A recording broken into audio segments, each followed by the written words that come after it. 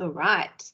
So being true to word, it's 11 or 10:30 if you're in South Australia. So let's get started. We've got a good number of people that have joined. So welcome everyone to today's webinar on flexibility without the burnout. So before we get started and introduce ourselves, I'd like to acknowledge the traditional custodians on the lands on which we meet today. I am on the lands of the Wurundjeri people of the Kulin Nation. I pay my respects to elders past, present and emerging, and also extend that respect to any Aboriginal or Torres Strait Islander people on the call with us today. Just really quickly, an introduction to Engage Squared. So we are a Microsoft partner. We specialise in developing modern work solutions for organisations of all sizes. So we work with government through to finance and banking, through to big construction organisations. And really what we're all about is creating people-friendly technology. So helping you get the most out of technologies such as Microsoft 365. So developing new solutions like intranets, uplifting how you use things like Microsoft Teams, building business applications, and also looking after knowledge management and information management as well. So we're kind of a one-stop shop for all things modern work with Microsoft 365. I'll pass over to Richard just to do a quick introduction of TeamGage. Thanks, Claudia. Hi, everyone. I'm Richard. And yeah, if you haven't heard of TeamGage, so TeamGage is all about supporting teams. It's about team engagement, using real-time feedback to help leaders, teams and organizations really improve how they work. So a lot of that is about, managing the week-to-week workload, stress, energy, and finding ways that we can just work better flexibly. So lots of cool stuff that we can talk about today in the call. Amazing, thank you. So now that we've got organisational introductions out of the way, introducing presenters for today. So my name is Claudia Piscatelli. I'm the Chief Marketing Officer at Engage Squared. I'm also sometimes a principal consultant, so I can't help myself and I still get stuck into project work. And obviously I'm from Engage Squared. Joining us today, we have Chris Wilson, who's Chief Wellbeing Officer at Stress Science. So I'll pass over to Chris to talk in a moment, but really, really happy and excited to have you join us, Chris. So thank you very much. And we have Richard Wortley, who is the Enterprise Lead from TeamGage, joining us as well today. So in terms of the agenda and what we're here to talk about, really the core question that we're wanting to answer is, how do organisations balance the need for flexibility without burning out staff? So obviously a lot of us have found freedom in remote work, doing a laundry run at 12 o'clock in the middle of the day, doing all of those things has kind of come with a lot of freedom, but it also comes with a lot of challenges. So a lot of our clients are telling us that the lack of physical disconnect from the office, the juggle between personal and professional time, and also just the unspoken pressure to be always on. If you're getting emails out of hours from your leaders, for example, at 10 p.m. or whatever, feeling that pressure that you potentially need to respond straight away. It's really leaving a lot of people feeling burnt out and kind of unsure of how to manage this new world that we're in, where it's hybrid and remote. So obviously remote work is here to stay as well. And the research on that is really clear. There's quite a lot of research showing that many of us are working a triple peak workday, which I'm sure Chris will talk about in a little bit in a moment. As we kind of shift to accommodate for things like school drop-offs and exercise and the laundry run that I mentioned before. So to answer this really big question of how do organisations balance the need for flexibility without burning out staff, we're going to break today's session into 3 chunks, if you will. So in a moment, I'll pass to Chris and he'll talk about what's the landscape at the moment, what's happening on the ground and what are people saying. Richard will then talk about how does technology fit into this, and then we'll wrap up by giving you some practical tips. So what are the things that you can do as an individual to help start to move the dial on this, and also what's something that your organisation can do or think about to help support staff with working flexibility and not burning out. All right, so let's dive straight in. Chris, I will pass over to you. So looking at our first question, what's the landscape that we're seeing at the moment and how do we empower people to have better control over their day? Thank you. Thanks very much. Look, it's a pleasure to be here. I'm Chris Wilson. I'm the founder of Stress Science. And to give context to what we do here, we actually embed remote chief wellbeing officers into organizations and teams so we can look at the measure the capacity and the skill sets that's required to deliver on the organization and the role that they play. We also use biomarkers in the body, so we start to map cortisol, stress and immune markers to be able to identify those who are at risk. And this comes from an individual level, so we look at the risk to the individual. Burnout is a common conversation we have, but then we look at the risk to the organization, where we might have risk points or choke points in the business workflow, and then what we can do to allow the business rhythm and the business workflow to continue. So that's a bit about what I do and where we sit. But I wanted to start really by explaining to people that today I'd love to make you curious. And that means that we may not have this one solution that fits all, but at least we want to have this conversation around what's going on, what we're seeing, and then maybe there's some things we can pick up and apply to change the way our people and our business work. Now, here we are in June 2022. I think, like most of you, we all thought we'd be accelerating into 2022. It's exciting. We're going to recoup the losses from 20 to 21. And what I actually found was these conversations were from people saying, I'm tired, Chris. I'm struggling a little bit here. I know I'm supposed to be energized. I can hear the language and see it, but I just can't deliver on it. And really, from a physiological point of view, it makes perfect sense. When we get into what we call high stress states, we accumulate debt. And that debt needs to be repaid somehow. And we've gone from this high stress environment into an accelerative environment, and people can't keep pushing. And really, this is the language that we're seeing. What's happened, though, is that we thought that this remote working and flexible working arrangements was the answer. You know, it's the holy grail. Yay, we've done it. And then we're seeing that there's now this roll on into, you know, what am I doing? What am I supposed to do? How am I supposed to be able to do this? I'm not in this space or this space. And for us as, you know, parents, individuals, pet owners, house owners, we've really got this very noisy environment in which we're supposed to be performing at our peak. I think that's what we all want to achieve, but really we're feeling this tone of heaviness and stress. So the theme that I often speak to, or the language that I hear when I speak to my clients, is that, Chris, we're trying to be everything to everyone at all times. We're trying to be everything to everyone at all times. And that's where we get into this conversation around overwhelm and overreaching. And this is the biggest burden that we're seeing at the moment. We collect data from, I'll go back into that. So that overreaching piece really lends itself into that triple peak day. It was some research that's come out, and there's a lot of conversation around what does this triple peak day look like?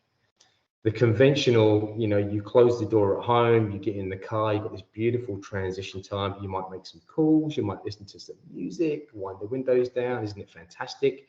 Then you turn on your work mode, you're at work, and then you go home. Whereas now we're seeing this need to be able to get up in the morning, do a little bit before the kids wake up or the pets go crazy. And then I start to flip ahead into, right, get them ready, get them in the car, bloody, I'll get them to school, come on. Back into work mode. I'm working from home today, so all those little noisy things that are in the background, so there's chores to do, there's other things to do. By the way, that counts as white noise in your brain, so these are actually distractions. And then I have to turn myself back into dad mode, me personally, put the kid in front of the TV for a few hours because, TV doesn't harm them really, and it allows me to just get a few more hours done. And then what I end up doing is thinking, right, I'm going to do a little bit of catch up just before bed. I might just sit on my laptop and just do a little bit of catch up so I'm not weighed down tomorrow. And it actually goes against our whole circadian rhythm. The natural rhythm of the body is completely the opposite to any of that. We have a high cortisol rise in the morning when we wake up, so we've got a bit of acceleration.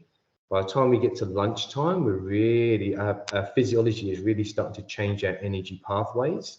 And then just before we go to bed, we need to be able to slow and down-regulate the brain to get ready for sleep patterns. And of course, in the research that we look for, it's bi-directional.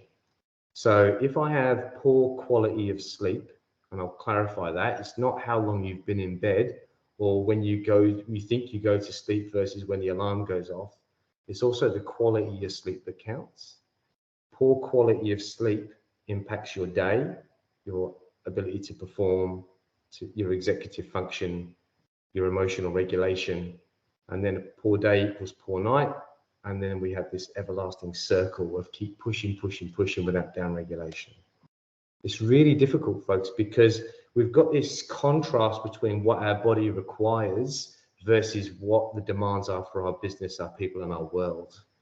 And that's where we can really start to feel this burden going on. So as we collect data from the US, the UK, and Australia. And if there's one metric that I'm going to bring to the table today in our short conversation, it's the one thing that stands out is this word uncertainty. It's a word that always comes up in any of the data sets that we collect. Now, what does uncertainty mean? Well, in the business world, it's not only, is my job secure? That is one thing, of course. But while the markets change and there's wars and there's petrol prices, is the business communicating to its people about the certainty? We've got a plan, we know where we're going, we're in a good place, or at least we know what we need to do to move forward. And so there is this constant uncertainty, what's going on? I don't understand, and they're not telling us, so what do I do? And actually that can become an absolute stressor. As much as we love to imagine that we're wild and crazy and fly by the seat of our pants, what we actually love is familiar, stability, security. It's a security measurement in your brain. And so this uncertainty piece is now escalating into this, great resignation is a word that they love to throw around. We've got the great resignation, we've got the talent war. These are all these buzz terms that we're using in our business space. And people are deciding, I was looking at, not that I do it in my spare time, but yesterday I was looking at contracts and the wording in contracts and employment contracts about, you've got to be 100% for the business. And yet we are looking outside of that and going, well, okay, but I also need to be 100% in everywhere else. And I'm not sure how I can cope with that.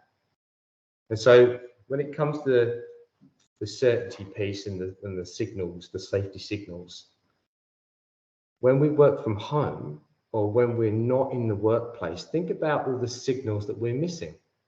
Okay, so my boss emails me or my colleagues email me, I get it, but I'm missing the tonality. I'm missing the visual cues. I'm missing everything else that makes certain that, Chris, you're doing a good job. I love what you've done over there, Chris, fantastic. Or, Chris, can you come and help me, please? We're missing these little safety measures in the brain. So as a first little nugget that I'm going to drop into the room today is, how are we communicating with our people? How are we creating certainty for our people? Is that a thing that we could improve on? Now, when it comes to this beautiful working from home, we love that, of course we do. Look at Elon Musk. It's relevant, okay? So it's in the news right now. We applauded Elon Musk because at the beginning, this Tesla was a flat org model where, the cleaner can talk directly to the CEO, everyone can contribute to the growth of the business, and everyone was like, wow, that is amazing, well done, thank you very much. Whereas he's recently come out and said, you come into work or we'll assume you don't want to work for us anymore. You must do 40 plus hours a week inside the office, or we're just going to assume you no longer work here. Very command and control, And what they're seeing now is we've got this shift in, okay, so you want to work from home and you want to be flexible? Well, actually, we're going to demand that you're not. And what messages are we giving people? And we understand that works, doesn't it? It works for some industries. So like I said to you today about being curious, I'm not saying that you have to or you don't have to.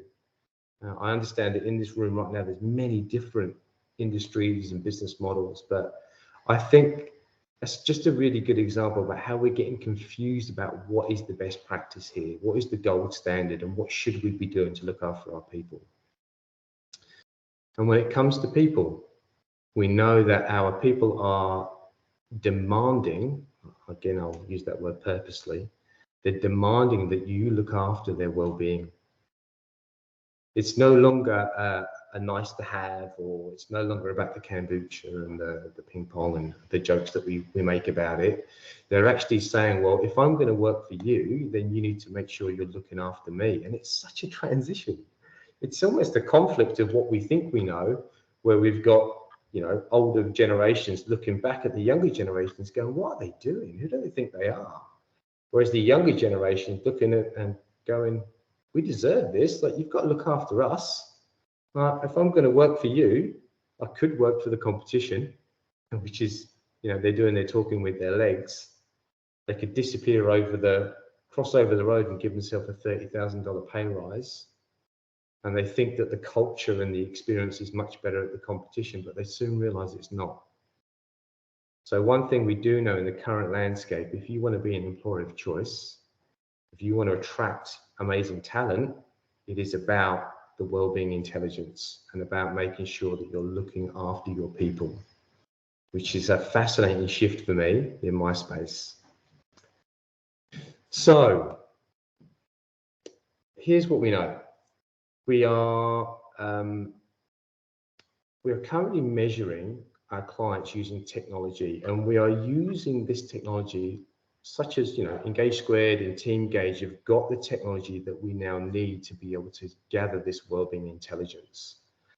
And we understand that because the intelligence gives us indicators about how people are feeling and how people are traveling and what we need to do to be able to support them, we know that we can make some critical data decisions in real time to be able to support our people. And I'll give you an example of what I mean by that. Is we would separate organizations into teams, if that works for the organization, and then we can collect data from those teams, whether it be saliva-based biomarkers and or subjective scoring around resilience and health and cultural alignment. And what we can start to look at with that data is, okay, how is that team traveling and what support do they need in real time? And the reason I bring this up today is because the data is so important. And I understand that there is, there's data protection and there's people's information, and that's very rife at the moment. It's almost like a hot topic that we need to discuss. But when we have this data as a business, what we end up doing is taking away this blanketed well-being. Okay, we're all going to do a well-being workshop and everything's going to be fine. This is my job, by the way. We'll get Chris in and he'll talk about stress and all your stress will disappear. So, I'm good, but I'm not that good. Whereas this real-time data sets that we can collect using the technology we've got here today can really allow us to, you know, okay, where should I target? What information should I target? And how do I get the best ROI from the support I'm giving to my employees? Now, this transition into using the data that we collect for our people allows us to create what I call autonomous business rhythms. And I want to lay it on the table today, and again, to make you curious at least about what it looks like and if it could or could not work for you, or what you could do to at least implement this.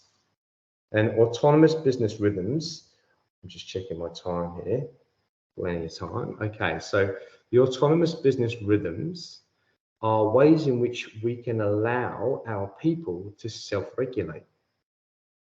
And what this means is that I can start to collect data in real time, accumulate that data, And then people can determine how they're feeling and how they're traveling and what capacity they have to be able to deliver on their role. It's completely different to what we see. I know that. And of course, all the signals in your brain as a leader or a business owner or someone who works in an organization will be, people will cheat the system, Chris. People will manipulate you, Chris.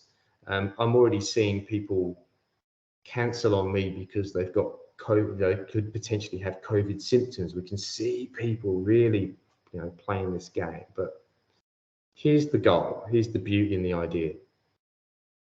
If we can start to collect this data around people's feelings, people's capacity, people's stress levels, their well-being scores, their cultural alignment, what we can start to do is give them tools to be able to manage their stress levels.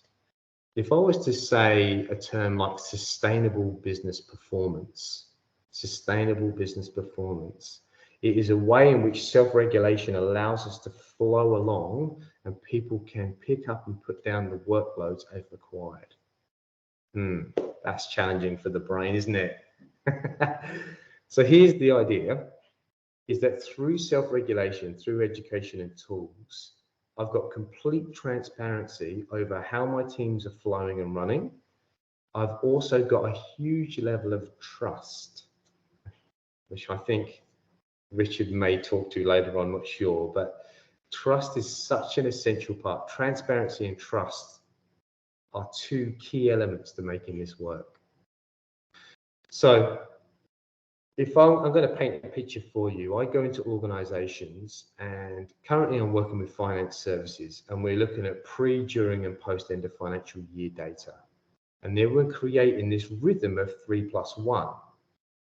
Doesn't quite work because there's not just 4 weeks in a month, but imagine this 3+1 model where we've got 3 weeks of high growth activity, 3 weeks of intense hard work, followed by 1 week of what we call low business activity, which means we are reconnecting with our team members, we're catching up on the admin, we're doing all those essential business pieces that we can't get to, then we cram them in. So we've got this 3+1 idea. Now, the idea of that 1 week, it's not a holiday, certainly not, but because it's low activity, those 3 weeks of accumulated high stress and high activity allow us to look forward to that 1 week of what we call down regulation and catch up. Now, from a physiological point of view in your brain and your body, it craves it. I can work hard, Chris, I know that.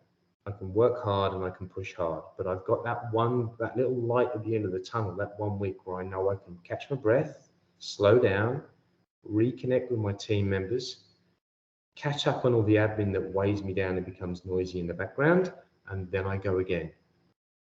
So this autonomous business rhythm, at each point, I'm collecting data to check how the team are going.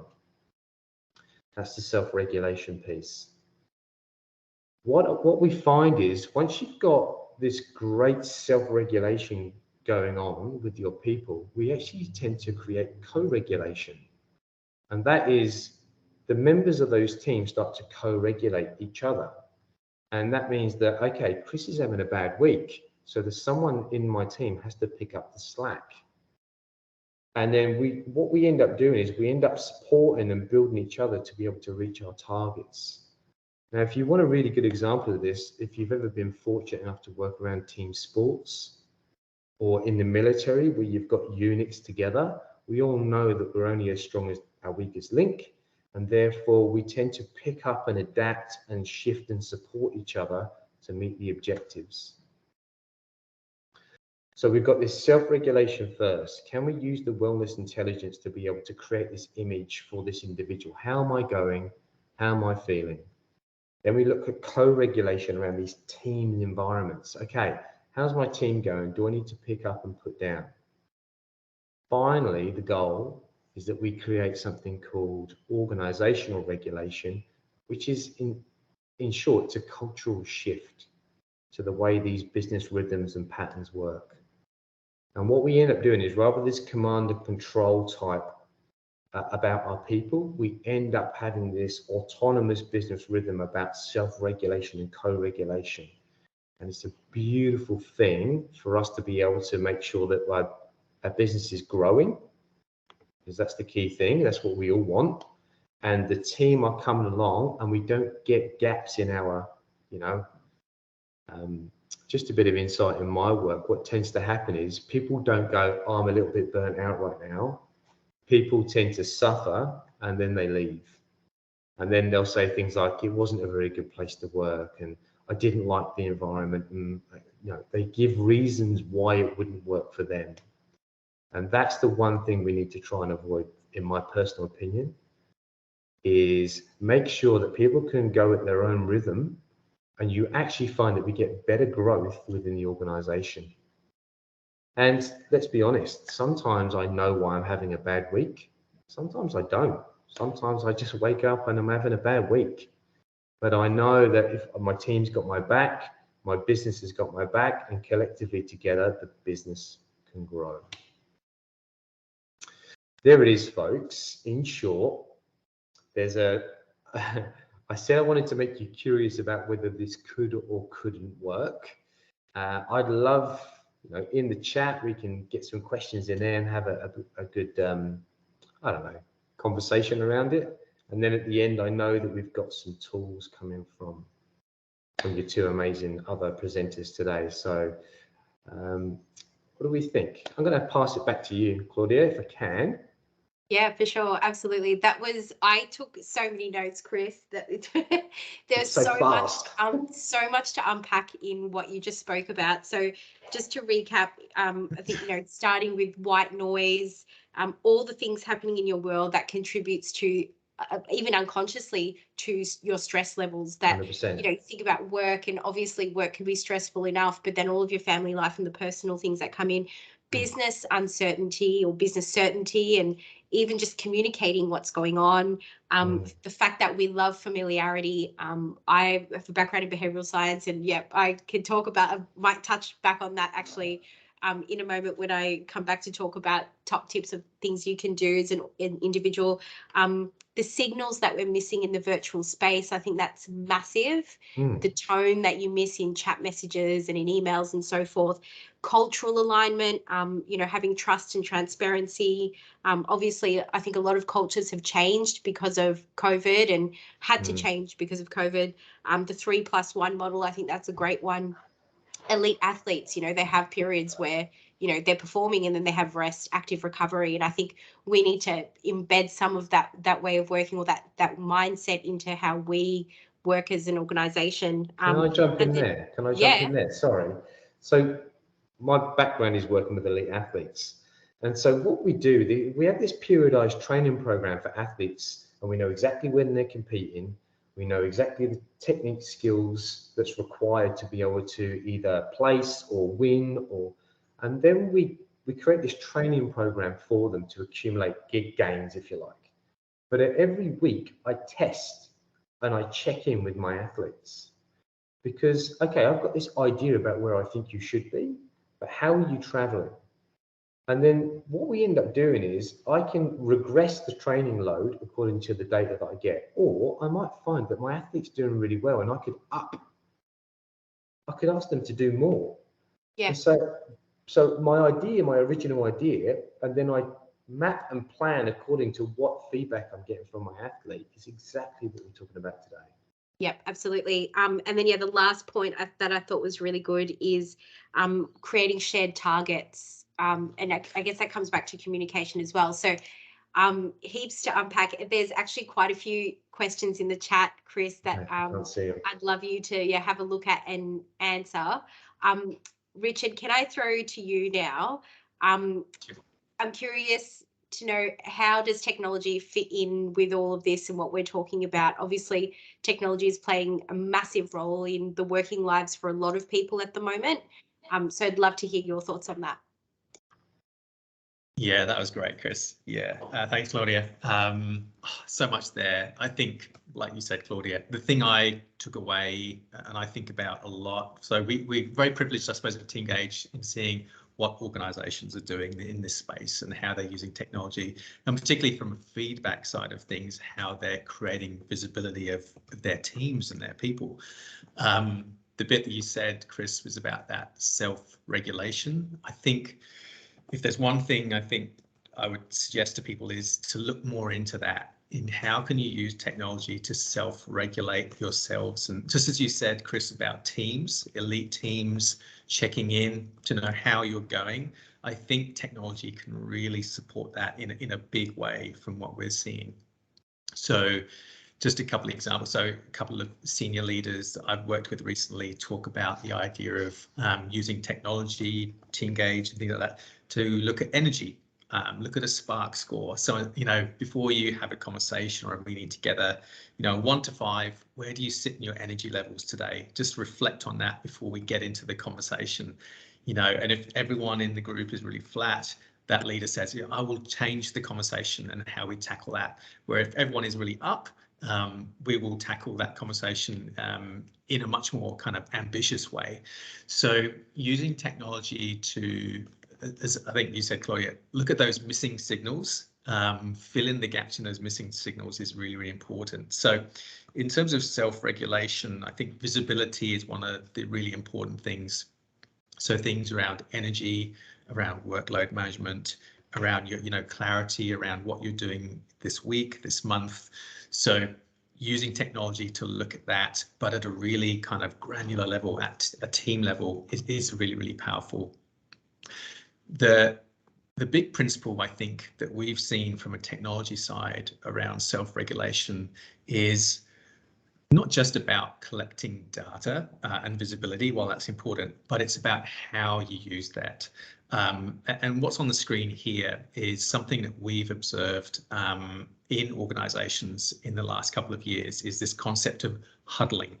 So using that information at a team level. So if you have this kind of analogy of a basketball game, Chris talked about elite athletes, you know, how do you move this? How do you win the game? It's not just by keep looking at the scoreboard or a report. It's actually by what you do, you know, day in, day out, week in, week out. So how do you use technology to empower us to be more aware and make better decisions in terms of what we're doing today and the next day and the next week? So this has been something we actually analysed in a lot of organisations. So teams who use technology and feedback to huddle and actually use that information at a team level to make better decisions, they were far better off when you looked at measures around, and this might be on the next slide, Claudia, if you could move that along. Teams that had this rhythm where they had feedback, they looked at it together, they talked about, well, what's going well, but what isn't going well? What do we need to consider this week? What do we need to think about or improve this month? Those organisations were far, far better off in terms of the health measures, let's call it. So in terms of turnover, in terms of productivity, in terms of performance, it was quite staggering. And so that was a real revelation when we looked at those numbers. We didn't expect to be such a difference.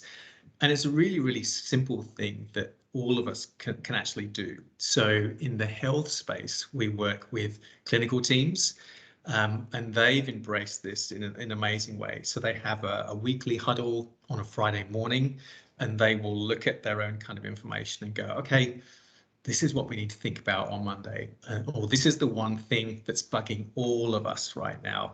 And then they will apply that in the following week. And it's incredibly powerful in connecting the team. They've kind of got this backs to the wall, working for each other kind of culture. And they did some research in the US around this. There's a model called Circle Up, and they did some medical research around this. And it was shown this concept, this principle, to really improve the levels of psychological safety, improve communication, and improve kind of service and delivery outcomes. So I think the one big takeaway for a lot of our customers, and for hopefully people on the call, is think about those self-regulation rhythms that you have, and think about the information that you have to bring into those conversations. Because often technology can help give a voice to the quiet people, it can give a voice to the people who are online, not in the office, who probably are struggling just as much as us in person, and then gives us a full view, a really full perspective on how the team are going. Yeah, I know Flinders University is a customer we work with, and they actually have a little toolkit that they're putting together now around well-being. So when the teams look at their own dashboard, they're thinking about the prompters within the system, like what's the what next for us as teams. So it's far more than just having granular reporting. It's also now about empowering, giving teams and leaders tools to go, well, this is what we could do for ourselves this week. This is what we could try to do while, you know, other things are happening in the business. So yeah, there's so much good stuff that we've learned in the last 12, 18 months. And it can really just start with thinking about, what are our blind spots as a team? Like, what's the stuff that we should be talking about more often, but maybe we just don't know how people are feeling in that space? And then thinking, well, is there some way that technology or feedback could fill those gaps? Yeah, I want to kind of wrap up there because I'm keen to get into some of the questions. There's some great stuff on the chat there we can hopefully get into, but I'll hand back to you, Claudia. Awesome, thanks, Richard. And yes, so much. Getting feedback. So much to unpack again with what you say. I feel like we could talk about this for hours. There is really quite a lot to talk about here. I just wanted to wrap up by talking a little bit about what you can do as an individual and give you some popular or practical tips rather. So firstly, start a conversation, even just as Richard said, with you as an individual, but also with your immediate team. So we know that change happens at an individual level. So what are the things that you can control about your day and your working week? So chat to your team about ways of working, even things about like where you're keeping information. Meetings are a massive productivity drainer, and they're also a huge contributor to stress. If you are stuck in meetings every day, all day, and you don't have enough time to do your work, that means the work that you have to do is going to flow into after hours, which is going to impact the rest of your life outside of work. So think about how you're communicating and how the collaboration that you've got with your team and how you could potentially change that to be more sustainable. Secondly, use the tech. Look at your own collaboration habits in Viva Insights. If any of you have Microsoft Teams, you should potentially have Viva Insights turned on in Teams, or even if you just go to myanalytics.office.com, you can see your own collaboration habits, and it'll tell you, like for me, it told me I worked on like 15 documents outside of working hours last week, and I was like, oh, that's not good. And it shows you how much time you're stuck in meetings and things like that. So if you just want to see what your collaboration looks like, definitely use the technology, and also use simple features like, you know, email clutter and email noise can again be a huge contributor to stress. So set up rules in Outlook to automatically clean up your inbox and just organize things. You know, you can treat Outlook like your kind of personal assistant in some ways. And then also use things like status updates in Teams. For, you know, I quite often will put the status update that you can see there. I'm doing some focus work, and I literally close Teams and Outlook so that I can work on a report. So I'll be delayed in responding. If it's urgent, call me. People that need to call me have my number. So use things like that. And then also have wellbeing non-negotiables. So communicate your boundaries around working hours, set expectations around response times. I think that's a really big one, particularly for things like chat in Teams or whatever collaboration tools you're using. And then use things like focus time.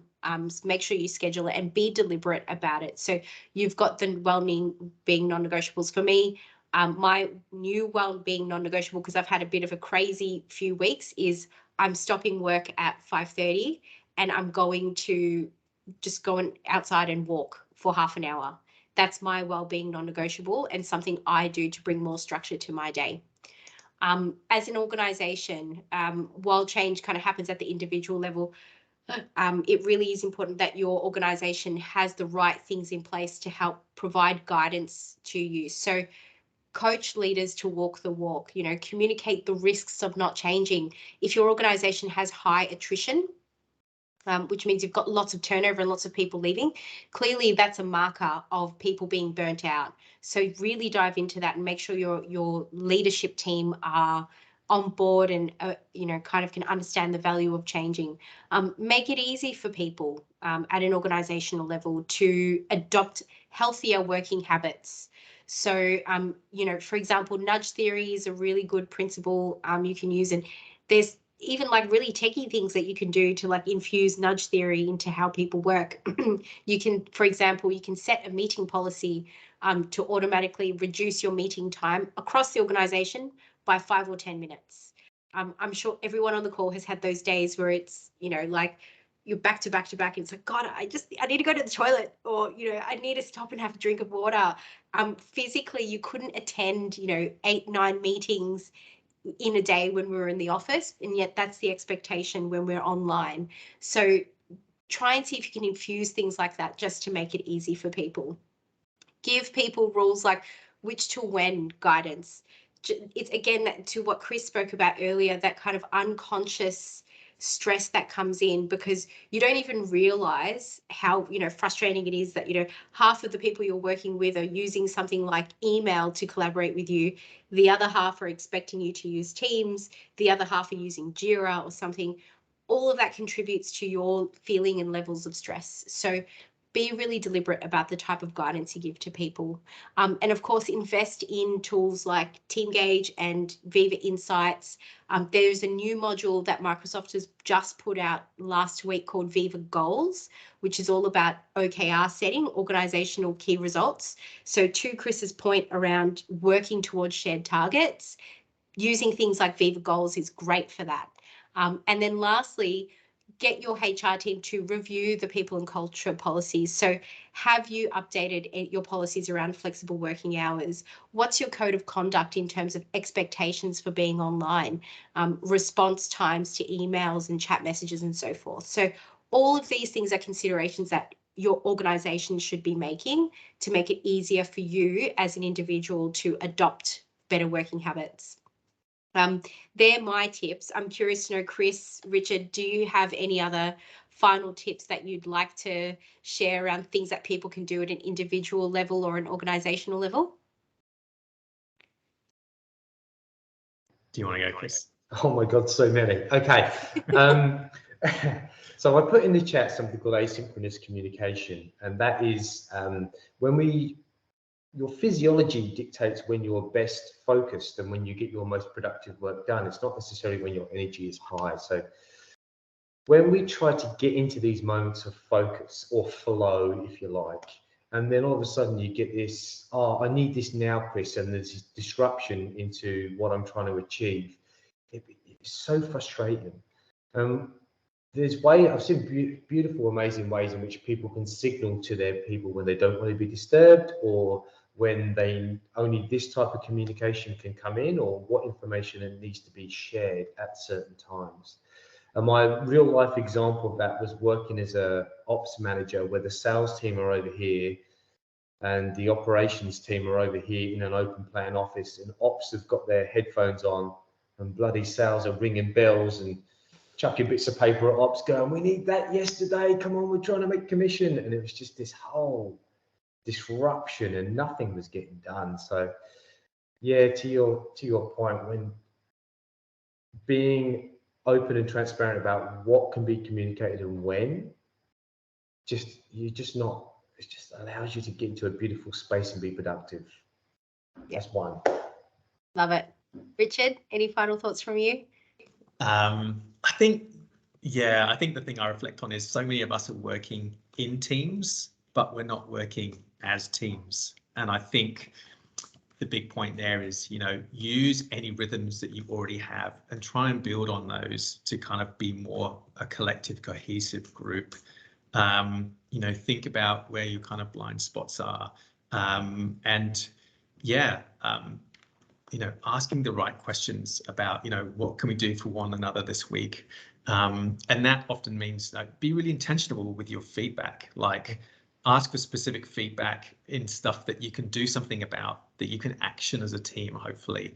And it's surprising, like you can find some really obvious, easy stuff that you can often then fix as a team and as a group. And you find the thing that's been bugging you has actually been the thing that's been bugging 6 other people in your team as well.